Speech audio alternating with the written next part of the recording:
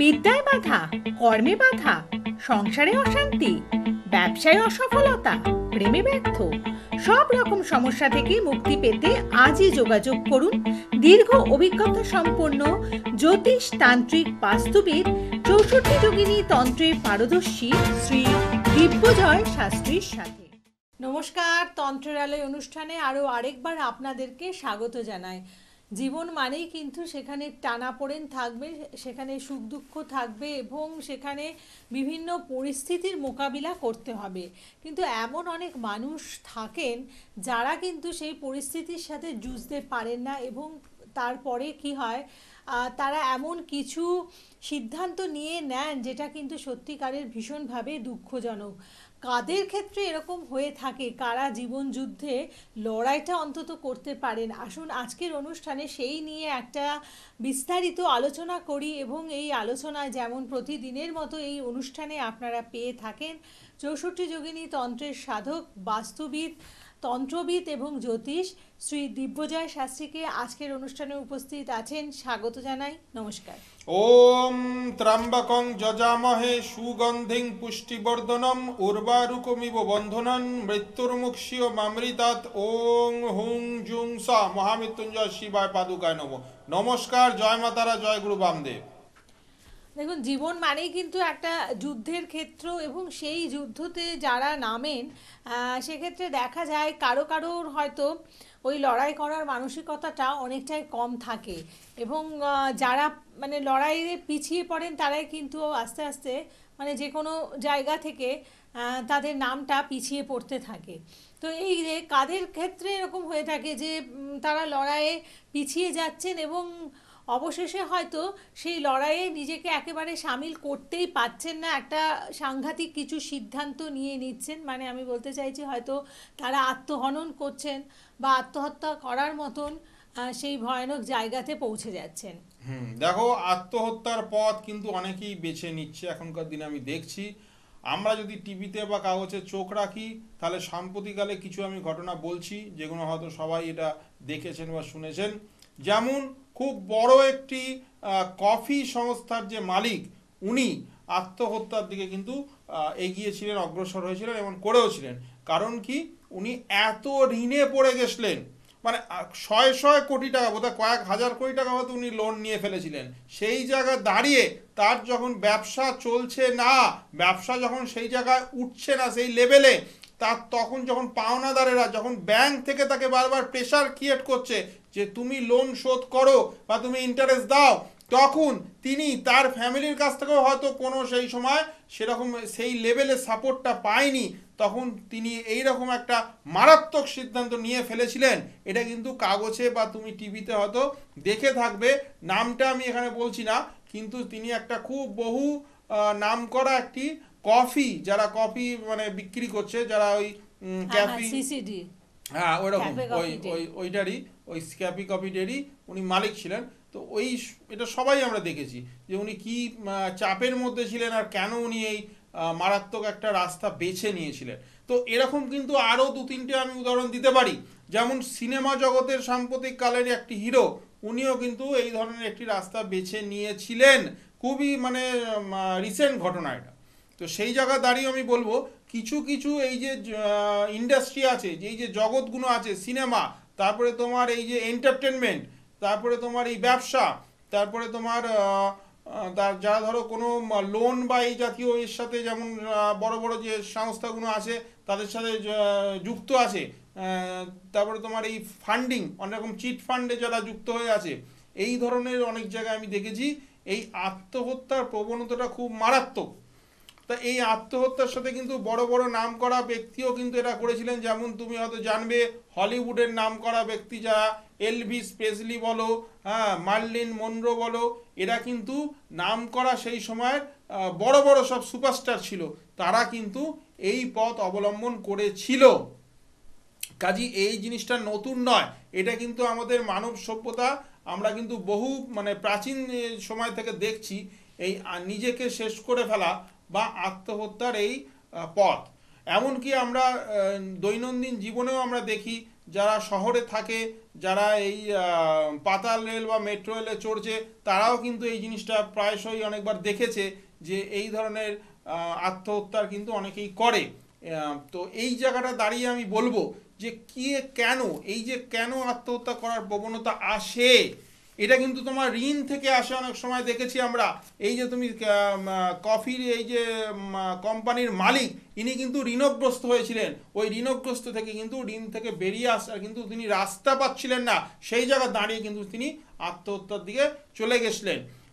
এবং কিছু কিছু জায়গায় প্রেম কিন্তু একটা বড় কারণ। প্রেমের জন্য কিন্তু অনেকেই এই রাস্তা, মারাত্মক রাস্তা কিন্তু বেছে নিচ্ছে। প্রেমে ধোঁকা, প্রেমে কিন্তু প্রতারণা, এই জায়গাটা কিন্তু আছে। এই আত্মহত্যার জায়গা কিন্তু অনেকে বেছে নিয়েছে। অনেক কিন্তু পারিবারিক সমস্যার জেরেও হয়, আবার অনেকে কর্মে বাধা, কর্মে অনিশ্চয়তা, হঠাৎ করে চাকরি চলে যাওয়া। লকডাউনের সময় কিন্তু আমরা এটা দেখেছি, অনেক ভালো ভালো ছেলেমেয়েদের কিন্তু চাকরি চলে গেছে। আইটি সেক্টর বলো, অন্য সেক্টর বলো, তারা কিন্তু হঠাৎ করে এমন অনেক, তাদের হয়তো মাসিক খরচা হয়তো অনেক ছিল, সেই জায়গায় তারা কিন্তু হয়তো লোন নিয়ে ফ্ল্যাট কিনেছে, লোন নিয়ে গাড়ি কিনেছে, হঠাৎ করে তাদের চাকরি চলে যাওয়ার দরুন তারা কিন্তু এই আত্মহত্যা কিন্তু পথ বেছে নিয়েছিল। এই যে লকডাউনের সময় কিন্তু আমরা দেখেছি। কাজে এই যে সমস্যাটা, এটা কিন্তু আমাদের সমাজের একটা বড় সমস্যা, আর এটা কিন্তু আজকের দিনে আরও বেশি হতে চলেছে। কারণ আমাদের দেশে কিন্তু প্রত্যেক দিন কিন্তু বেশ কয়েকজন আত্মহত্যা করছে, এটা কিন্তু স্ট্যাটিস্টিক্স বলছে। কাজী আত্মহত্যাটাকে জিনিসটা কিন্তু খুব একটা ছোটোভাবে নেওয়ার মতো জিনিস না, এটা কিন্তু আমাদের দৈনন্দিন জীবনে কিন্তু একটা অঙ্গ হয়ে দাঁড়াচ্ছে। মানুষ কিন্তু এতটা ফ্রাস্ট্রেশনে চলে যাচ্ছে, মানুষ এতটা দেওয়ালে পিঠ থেকে যাচ্ছে আজকে মানুষের, কারণ কর্মের দিকে অনিশ্চয়তা, কারণ প্রেমে ব্যর্থতা, সব মিলিয়ে কিন্তু মানুষ এমন একটা জায়গায় চলে যাচ্ছে যেখানে কিন্তু দেওয়ালে পিঠ থেকে যাচ্ছে, আর তারা কিন্তু কিছু করতে পারছে না। তখনই তারা এই মারাত্মক সিদ্ধান্ত নিয়ে আত্মহত্যার দিকে এগিয়ে যাচ্ছে। আর এই আত্মহত্যা কখন হয়, কেন হয়, সেইটা নিয়ে আজকে আমি বলছি। যে কোনো ছক, যে কোনো জাতক বা জাতিকার ছকে যদি দ্বিতীয় বা মারক স্থানে চন্দ্রর সাথে কেতু বসে থাকে, আর সেই কেতু যদি রাহুর নক্ষত্রে থাকে, তাহলে কিন্তু আত্মহত্যার প্রবণতা কিন্তু এখানে দেখা দেবে। কারণ দ্বিতীয় স্থান হচ্ছে মারক, সেই মারক স্থানে যদি চন্দ্র কেতু, আর এবং বিশেষ করে যদি নিচস্থ চন্দ্র বা নাশস্থ চন্দ্র যদি বসে থাকে, এবং কেতু যদি রাহুর নক্ষত্রে থাকে, তাহলে কিন্তু এই প্রবণতা দেখা দেয়। এর সাথে সাথে পঞ্চম ভাব, যেটা আমাদের মানসিকতা, আমাদের বুদ্ধি, আমাদের ব্রেন এটাকে চালায়, এই পঞ্চম ভাবে যদি শনি চন্দ্র 20 যোগ হয়ে থাকে, সেই শনি যদি কর্কটে থাকে, এবং সেই চন্দ্র যদি শনির নক্ষত্র বা সেই চন্দ্র যদি বুধের নক্ষত্রে থাকে, তাহলে কিন্তু আত্মহত্যার প্রবণতা কিন্তু দেখা দেয়। এবং তার সাথে সাথে আমি বলবো, আত্মহত্যার দিনে, আত্মহত্যার জায়গায় আরও কিছু আমাদের জিনিস দেখতে হয়। যেমন তোমাদের সপ্তম ভাবের সাথে পঞ্চম ভাবের যে কানেকশন, সপ্তম ভাবের সাথে পঞ্চম ভাবের যদি রাহু কানেক্টেড হয়, যদি অষ্টম পতির দ্বারা দিষ্ট হয়, যদি দ্বাদশ পতির দ্বারা যুক্ত বা দিষ্ট হয়ে যায়, তাহলে সেই পঞ্চম পতি কিন্তু দোষযুক্ত হয়ে গেল। সেই পঞ্চম পতি কিন্তু মানুষকে বারবার আত্মহত্যার দিকে নিয়ে যায়। অনেক সময় কিন্তু আত্মহত্যা হয়তো পুরোপুরি হয় না, তারা হয়তো বিষ খেয়ে হসপিটালাইজড হয়ে যায়, বা তারা হয়তো নিজের হাতে শিরা কেটে তারা হয়তো হসপিটালাইজড হয়ে গেল, কিন্তু মরল না, কিন্তু মারাত্মকভাবে একটা তাদের ট্রমা, তাদের কিন্তু একটা আঘাত প্রাপ্ত হলো। সেই জায়গা দাঁড়িয়ে আমি বলবো, এই আত্মহত্যা, এই যে আত্মহত্যার পথ, এটা থেকে কিন্তু বেরিয়ে আসা সম্ভব। এটা থেকে কিভাবে তোমরা বেরিয়ে আসবে, এটার জন্য আমাদের চন্দ্রর বিচার করতে হবে, কেতুর বিচার করতে হবে, এবং রাহুর বিচার করতে হবে, এবং চন্দ্র কেতু রাহু শনির গ্রহ সংস্কার করতে হবে। কিভাবে গ্রহ সংস্কার করবে, কিভাবে তোমরা এর থেকে বেরিয়ে আসতে পারবে, একমাত্র রাস্তা হচ্ছে 64 যোগিনীর তন্ত্র।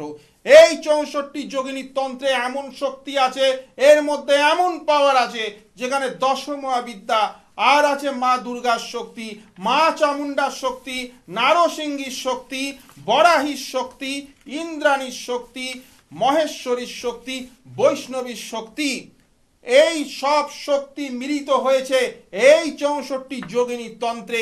যেই তন্ত্র দিয়ে যদি আমরা গ্রহগুণ সংস্কার করতে পারি। এবং আরেকটি দোষ আমি বলবো, যাদের চকে আছে তারা কিন্তু খুব সাবধানে থাকবে, সেটি হচ্ছে কেমোদ্রম দোষ। এই কেমোদ্রম দোষ যদি তোমার ছকে থাকে তাহলে কিন্তু আত্মহত্যার প্রবণতা তোমার জীবনে থাকবে।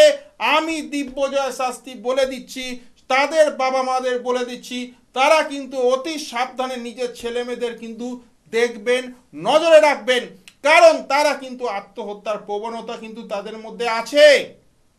তারা হয়তো বা কিছু খেয়ে বা কোনো কিছু হাত কেটে বা কিছু করে তারা কিন্তু আত্মহত্যার দিকে যেতে চাইবে। কাজী চন্দ্রের এই কেমোদ্রম দোষ 64 যোগিনী তন্ত্রের মাধ্যমে যদি কাটিয়ে ফেলা যায়, আর সাথে সাথে যদি একটি কবচ করে দেওয়া যায় চন্দ্রের, তাহলে কিন্তু এই যে আত্মহত্যার যে প্রবণতা, সেই জায়গাতে কিন্তু তাদেরকে বের করে আনা সম্ভব। এবং প্রত্যেকটা মানুষের ছক কিন্তু আলাদা হয়, তাই বিচার করে একবার দেখে নিতে হবে কোন গ্রহের কারণে এই আত্মহত্যার প্রবণতা আসছে। সামনের এই 2025 সাল কিন্তু মঙ্গলের সাল। এই মঙ্গলের সালে কিন্তু চন্দ্র কিন্তু খুব একটা পাওয়ারফুল থাকবে না, কাজে আত্মহত্যা কিন্তু এই সময় বাড়ার সম্ভাবনা আছে। সবাইকেই আমি বললাম যে যেখানেই থাকো এই জায়গাটা কিন্তু একটু সাবধানে নজর রাখতে হবে নিজের ফ্যামিলি মেম্বারদের ওপর, নিজের প্রেমিক বা প্রেমিকার ওপর, নিজের বন্ধু বান্ধবদের ওপর। আগামী 30শে ডিসেম্বর, যেটা প্রত্যেকবারে এই অমাবস্যা আসে, আর আমি প্রত্যেকবারে তারাপীঠে ছুটে যাই মায়ের কাছে। কারণ কি, এই 64 যোগিনী তন্ত্র করে তোমাদের সমস্যার হাত থেকে বের করে আনার জন্যে। কাজী এই 64 যোগিনী তন্ত্র এবারেও আমি অমাবস্যায় গিয়ে করছি। যারা যারা প্রয়োজন মনে করছো, যে কোনো সমস্যায় থাকুক, কোথাও গিয়ে ফল পাওনি, তারা একবার এই 64 যোগিনী তন্ত্র করে দেখো, তোমরা কিন্তু ফল পাবেই। কারণ 64 যোগিনীর শক্তি হচ্ছে পূর্ণ ফল প্রাপ্তি। একদম ঠিক তাই। যেই শুভ যোগকে বা যেই শুভ শক্তি দিয়ে দেবী দুর্গা অসুরদের বধ করেছিলেন, তো সেই শুভ শক্তি অবশ্যই আপনি কাজে লাগাবেন আপনার জীবনের অশুভ যোগকে একদম জীবন থেকে সরিয়ে ফেলতে। তাই আত্মহত্যা করার মতন যদি প্রবণতা আপনি দেখে থাকেন, আপনার কোনো প্রিয়জনের রয়েছে, আপনারা কিন্তু অবিলম্বে এসে যোগাযোগ করবেন। কারণ এই জায়গাগুলোকে বিশেষ 64 যোগিনী তন্ত্রক্রিয়ার মাধ্যমে অনেকটাই সংশোধন করে দেওয়া সম্ভব।